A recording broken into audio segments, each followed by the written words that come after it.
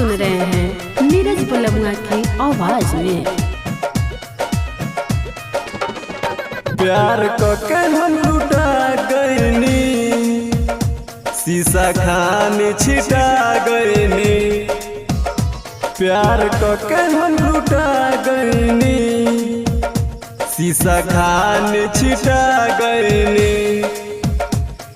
ई जालिम दुनिया में पेड़ जैसे कटा गईनी। प्यार को के हम लुटा गईनी, शीशा खान छिटा गईनी। प्यार को के हम लुटा गईनी, शीशा खान छिटा गईनी।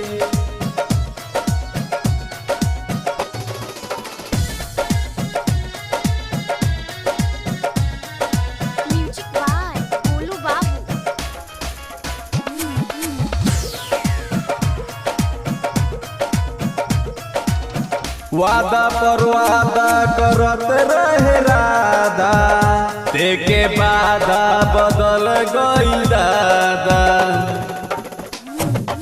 वादा पर वादा करत रहे राधा, देखे बाधा बदल गई दादा।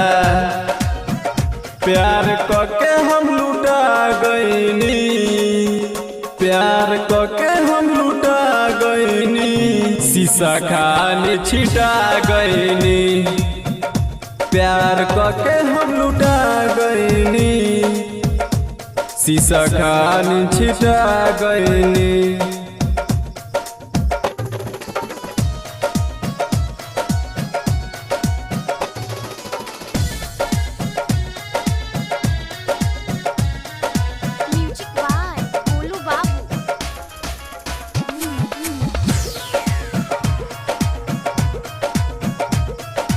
नारी चरित्र में बननी बेदर्दी, कहियो ना कहियो ई फांसी पकड़ दी। नारी चरित्र में बननी बेदर्दी, कहियो ना कहियो ई फांसी पकड़ दी। नीरज बलम बोले, नीरज बलम बोले, आंसू खून के घोट गईनी।